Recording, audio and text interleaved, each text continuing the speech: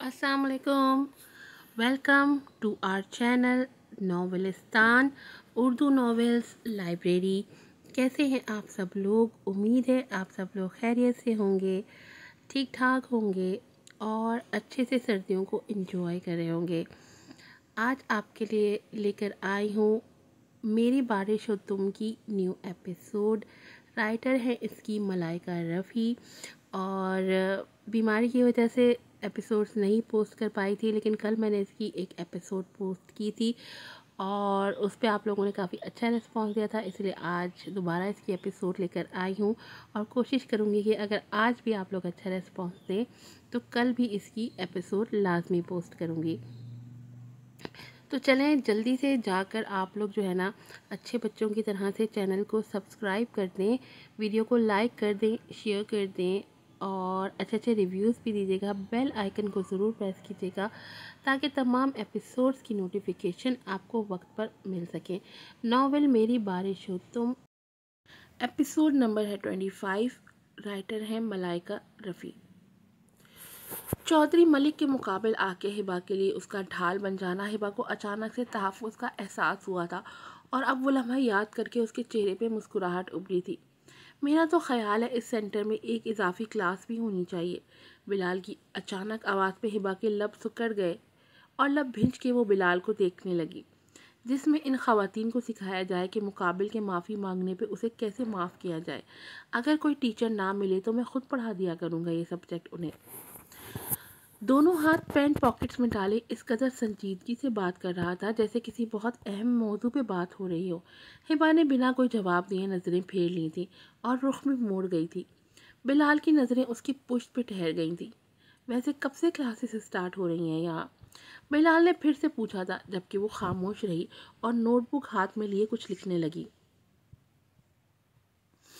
तुम्हारा जवाब ना देना मेरे सवाल नहीं रोक सकता। अपनी खुशफहमी दूर कर दो तुम, बेहद संजीदगी से कहा गया था। हिबा मुड़ने लगी थी जब अचानक उसका पाँव मुड़ा था और वो कर्रा के रह गई थी।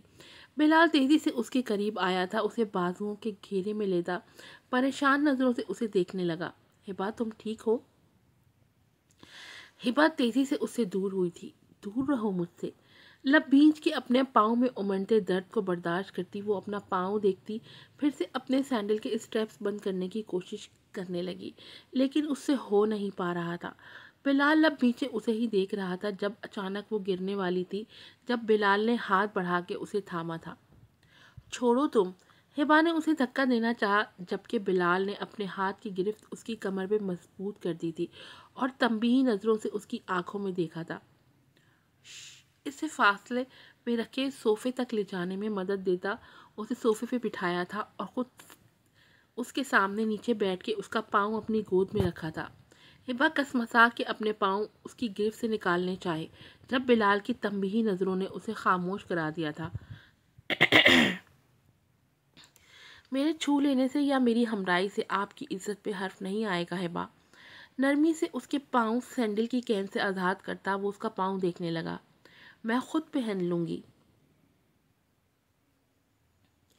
हिबा ने फिर से पाँव खींचने चाहे, जब बिलाल ने एक आईब्रो उठा के उसे देखा था और उन सुरमई आंखों की कशिश ने उसे खामोश करा दिया था। फिर से उसके पाँव सैंडल में मुकीद करके उसने स्टेप्स बंद किए थे। किस कदर जानलेवा लम्हा था ये बिलाल के लिए। धड़कनों का बढ़ना और फिर से धीमे सुरों पर रक्स करना, ऐसे लग रहा था जैसे वो अपनी और हिबा के माबैन ठहरे तमाम तारीख लम्हों को अपनी ज़िंदगी की किताब से मिटा चुका हो और इस ज़िंदगी की किताब का हर इक़्तिबास उसकी और हिबा की मोहब्बत भरी दास्तान से मुज़य्यन हो चुका हो। नरमी से उसका पाँव गोद से नीचे करता उसने नज़र उठा के हिबा को देखा, जो उसे ही देख रही थी। उसके पाँव पे बिलाल के लिम्स का एहसास तो लगने लगा था। बिलाल के नज़र उठाते ही उसने नज़रें चुराई थी और लब भींच के उठ खड़ी हुई थी। बिलाल भी उठ के खड़ा हुआ था। उसकी गंभीर निगाहें हिबा के चेहरे का तवाफ कर रही थी। कदम रखते ही पाँव में फिर से दर्द का एहसास हुआ था। बेइख्तियार उसने अपना हाथ बिलाल के सीने पर रखा था, सहारा लेने के लिए। दिल की तपिश पड़ी थी और उसने हिबा का बाजू थाम लिया था। इतनी नज़दीकी में हिबा की पलकें लरस के झुकी थीं। बिलाल के ब्रांडेड क्लोन की महक उसके जहन को मफलूज करने के लिए काफ़ी थी। اس نے تیزی سے اپنا ہاتھ اس کی گرفت سے نکالنا چاہا، لیکن بڑھتی سانسوں کی تپش اسے مفلوج کرنے لگی تھی۔ ہاتھ ہاتھ چھوڑو میرا۔ ایک ادنا سی کوشش کی تھی اس نے پھر سے ہاتھ چھڑانے کی۔ ہیبا، معاف کر دو اب پلیز۔ مدھم بوجھل سرگوشی پہ اس نے نظر اٹھا کے بلال کو دیکھا تھا۔ ان سرمئی آنکھوں کی کشش سے دل سرکشی پہ اتر آیا تھا۔ میں سب ٹھیک کر دوں گا۔ اپنے ہر گناہ کی سزا پانے کے لیے میں تیار ہوں۔ تمہاری آنکھوں میں سانس لیتی ہر شکایت کو ختم کر دوں گا۔ اپنی محبت کے مرہم سے تمہاری روح پہ لگے ہر زخم کو مندمل کر دوں گا۔ بس ایک بار ہیبا، سب معاف کر دو۔ ایک بار بخش دو مجھے۔ اس کی بوجھل سرگوشی ہیبا کو پاگل سا بنا رہی تھی۔ بلال نے اپنی پیشانی اس کی پیشانی پہ ٹکائی تھی کہ اس کی سانسوں کی تپش سے ہیبا کی سانسیں مدھم پڑنے لگی تھی۔ ہیبا، یہ ناممکن ہے، ہیبا نے کہنے کی کوشش کی تھی۔ ممکن بھی تو ہو سکتا ہے، بلال نے کہنا چاہا۔ کاش ممکن ہوتا، کاش تم نے مجھے ختم نہ کیا ہوتا، ہیبا خود کو اس سے دور کرنے کی کوشش کرتی بولی تھی۔ ورنہ دل تو ہمک ہمک کے اس کی نزدیکی چاہ رہا تھا۔ میں تمہیں اپنی سانسیں دان کر دوں گا۔ ہیبا نے اسے دیکھا تھا، ان سرمئی آنکھوں میں منت تھی۔ تمہاری روح میں اتر کے تمہیں سنوار دوں گا، اب کے سنور نہیں پاؤں گی میں۔ ہیبا اس سے 2 قدم پیچھے ہوئی تھی، جبکہ اس کے دونوں ہاتھ ابھی تک بلال کے ہاتھوں میں تھے۔ بلال اس کے دونوں ہاتھ تھامے اس کے سامنے ایک گھٹنے پہ بیٹھ گیا تھا۔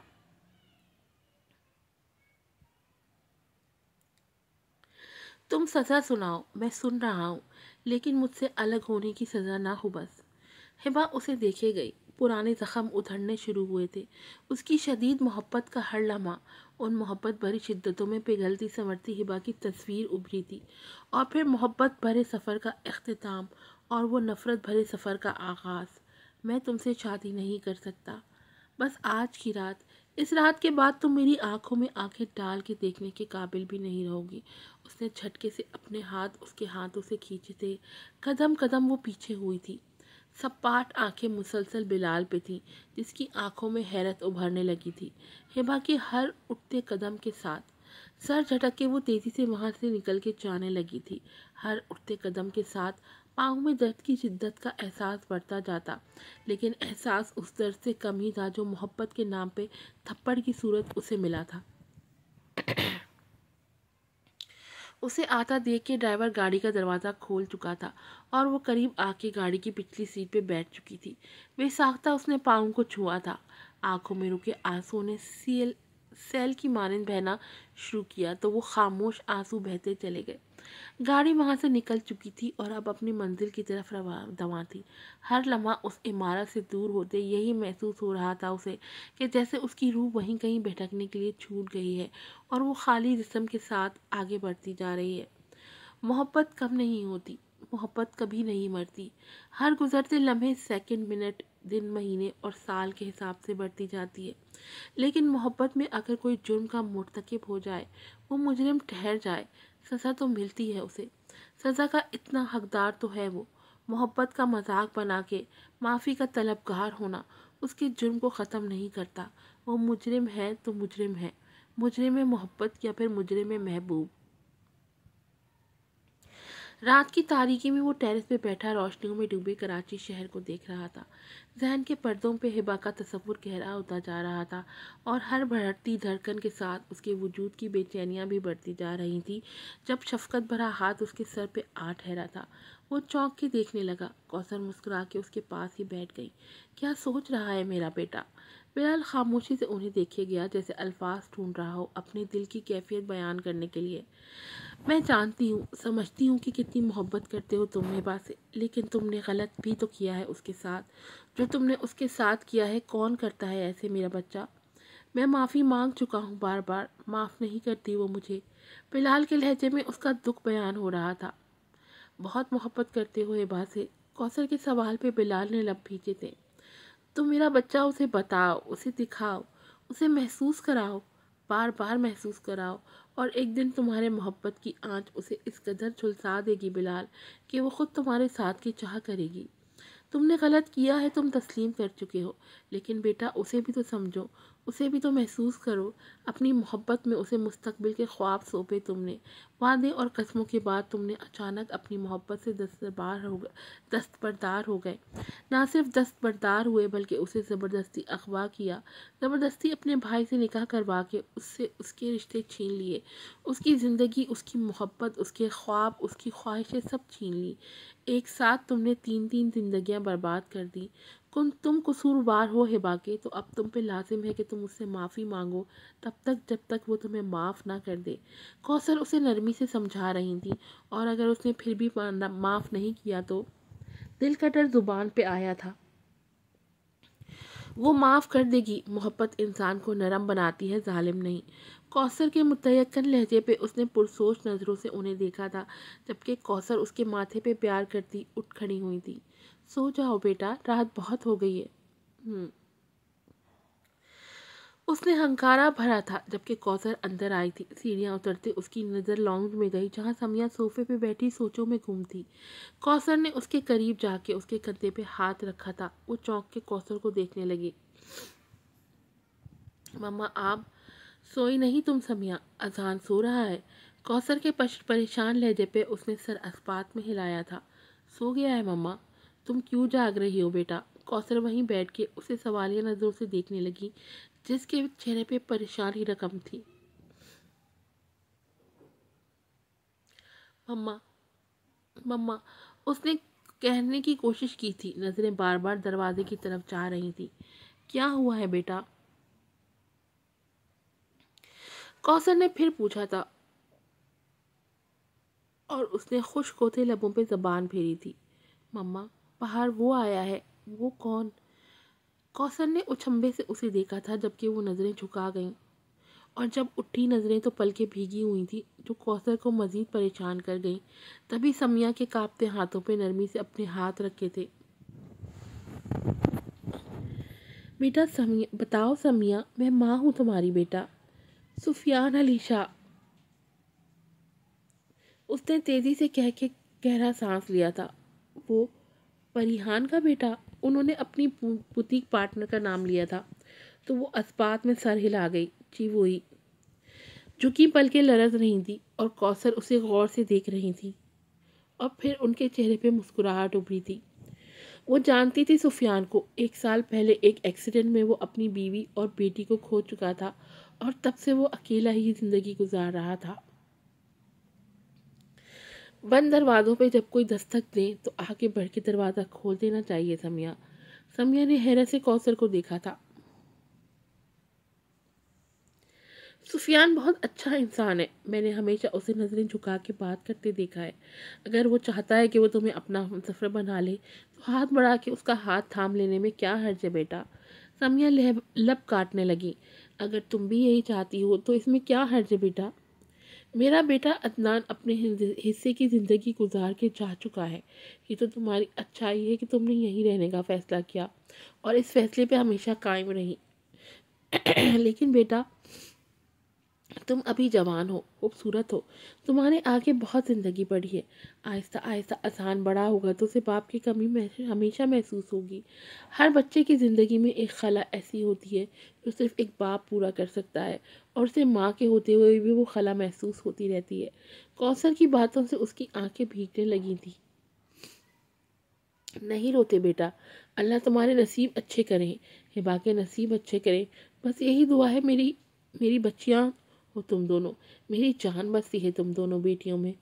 سب اللہ پہ چھوڑ کے تم رضامندی کا اظہار کرو سفیان کے لیے۔ اس کے موبائل پہ پھر سے کال آنے لگی تھی۔ اس نے گھبرا کے کوثر کو دیکھا تھا۔ کوثر مسکرائی تھی اور اس کے گال پہ ہاتھ پھیر کے اٹھ کھڑی ہوئی۔ کر لو بات بیٹا، پریحان کو لے کے ہمارے گھر آئے کل شام ڈنر پہ، وہیں بیٹھ کے بات ہوگی۔ سمیہ نے تشکر بھری نگاہوں سے انہیں دیکھا تھا اور پھر سفیان کی کال سننے لگی۔ سفیان کو بھی تو خوشخبری دینی تھی نا اس نے۔ ہبا غور سے لیپ ٹاپ اسکرین دیکھتی اپنے پروجیکٹ پہ کام کر رہی تھی جب بنا دستک دیے بلال اندر آیا تھا۔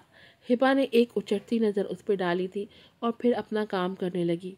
بلال سے اس کا یوں نظر انداز کرنا برا لگا تھا، لیکن سر جھک کے آگے آیا تھا کیونکہ اسے اپنی قسمت آزمائی تو تھی نا۔ ہبا بات کرنی ہے تم سے تو یہ لیپ ٹاپ بند کر دو تم کچھ دیر کے لیے، میں بزی ہوں، روکھے انداز میں جواب دیتی اس نے بلال کی طرف دیکھنا بھی گوارا نہیں کیا تھا، اور بلال نے آگے بڑھ کے لیپ ٹاپ بند کر دیا۔ ہبا نے پہلے حیرت سے اسے دیکھا اور پھر لب بھینچے غصے سے اسے سر سے پاؤں تک گھورا تھا۔ کیا مسئلہ ہے تمہارے ساتھ؟ وہ تیز لہجے میں چبا چبا کے بولی تھی، جبکہ بلال اس کی آنکھوں میں دیکھتا اس کی طرف جھکا تھا۔ بہت سے مسئلے ہیں، تمہارے ہاں کا مسئلہ ہے، تمہاری انا کا مسئلہ، تمہارے غصے کا مسئلہ، مجھ سے نفرت کا مسئلہ، اور میرا ہی مسئلہ تم سے محبت۔ بلال کہہ رہا تھا اور ہبا کو لگا وہ پھر اس کی طرف دیکھتی رہی تو ہپناٹائز ہونے میں وقت نہیں لگے گا اسے۔ تبھی اپنی سیٹ پیچھے کھینچتی وہ اٹھ کھڑی ہوئی تھی اور چلتی ہوئی ٹیبل کے دوسری طرف گئی تھی۔ دور سے بھی بات ہو سکتی ہے، کیوں میرے قریب آنے پہ تم مجھ سے نفرت نہیں کر پاتی یا میری محبت نہیں سہ پاتی؟ بلال کے چہرے پہ مسکراہٹ ابھری تھی، جبکہ آنکھوں میں طنزیہ مسکراہٹ تھے۔ کیوں آئے ہو بلال؟ اس نے سپاٹ لہجے میں سوال کیا تھا۔ شادی کرنی ہے تم سے۔ اس کے اچانک جواب دینے پہ ہبا کی آنکھوں میں پہلے حیرانی اتری تھی اور پھر سر تاثر ابھرا تھا۔ جاؤ یہاں سے۔ نہیں جاؤں گا، بلال ضدی انداز میں کہتا اس کی طرف بڑھا تھا، جب ہبا نے اچانک ہاتھ اٹھا کے روکا تھا۔ وہیں رہو بلال۔ وہ لب بھینچتے وہیں رک گیا تھا، لیکن آنکھوں میں بے بسی نمایاں تھی۔ تمہیں بار بار انکار سننے کا شوق ہے کیا؟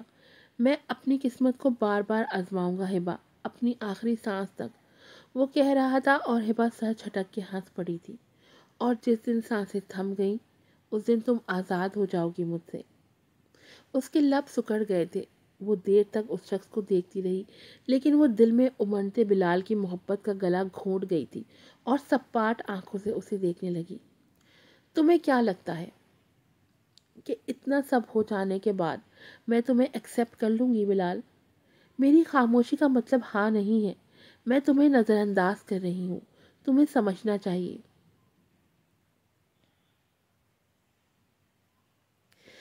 ہبا بے حد سرد نظروں سے اسے دیکھ رہی تھی، اور اس لمحے بلال کو ڈر سا محسوس ہوا تھا، ان آنکھوں سے بے پناہ ڈر۔ ہبا، میں معافی مانگ چکا ہوں اور بار بار مانگ چکا ہوں، کیا مجھے معاف کر دینے کی ذرا بھی گنجائش نہیں تمہارے دل میں؟ وہ خاموش رہی۔ ہبا، کیا ہو جائے گا اگر معاف کر دو گی، اگر مجھے اپنا لو گی، اگر میری محبت کو ایکسیپٹ کرو گی؟ کیا ہو جائے گا یار؟ مانتا ہوں غلط کر چکا ہوں، گناہ کر چکا ہوں، کیا ہو جائے گا اگر معاف کر دو، مجھے اپنا لو؟ وہ منت بھرے لہجے میں کہہ رہا تھا۔ اس ملک کا نامور اور مضبوط سیاستدان اس لڑکی، نازک لڑکی کے آگے جھک رہا تھا آج، لیکن مقابل کھڑی اس لڑکی کو رحم تک نہیں آ رہا تھا۔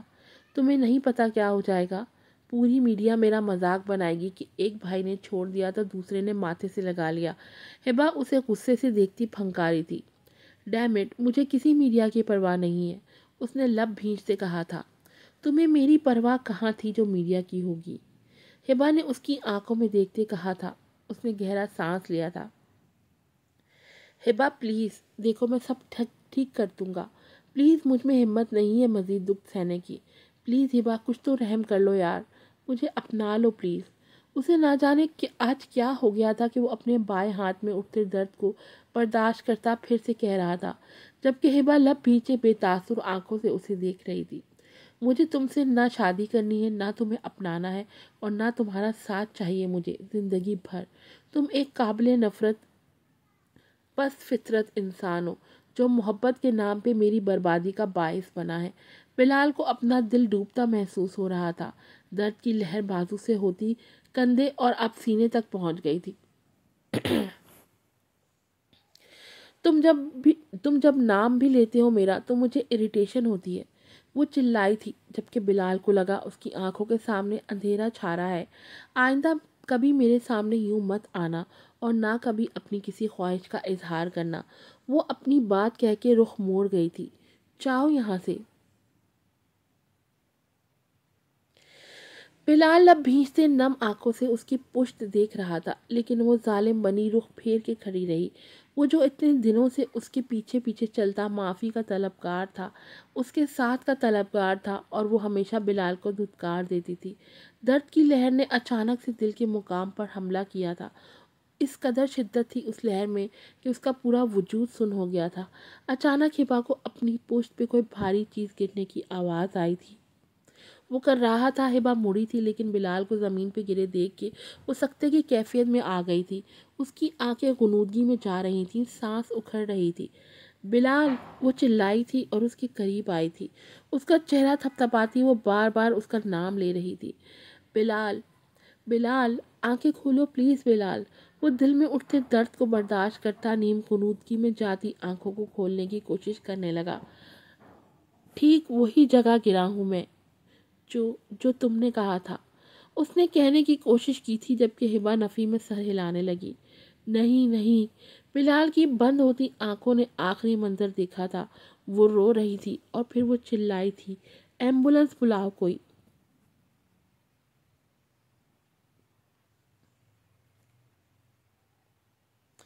آج کی ایپیسوڈ یہیں پر ختم ہوتی ہے، بہت ہی سیڈ اینڈنگ کے ساتھ۔ مجھے بالکل اچھا نہیں لگا بلال کا اس طرح سے ریجیکٹ ہونا۔ انسان مجبور ہو جاتا ہے۔ بہت زیادہ لوگ اس بات کو کرٹیسائز کر رہے ہیں۔ میں آپ لوگوں سے ایک سوال پوچھتی ہوں، اگر آپ لوگ محبت کرتے اور فیملی اور محبت میں سے کسی ایک کا انتخاب کرنا پڑتا، تو کیا وہ انتخاب محبت ہوتی یا آپ کی فیملی ہوتی؟ اس سوال کے بارے میں سوچئے گا ضرور۔ پھر ملوں گی آپ سے نئی ایپیسوڈ میں۔ السلام علیکم۔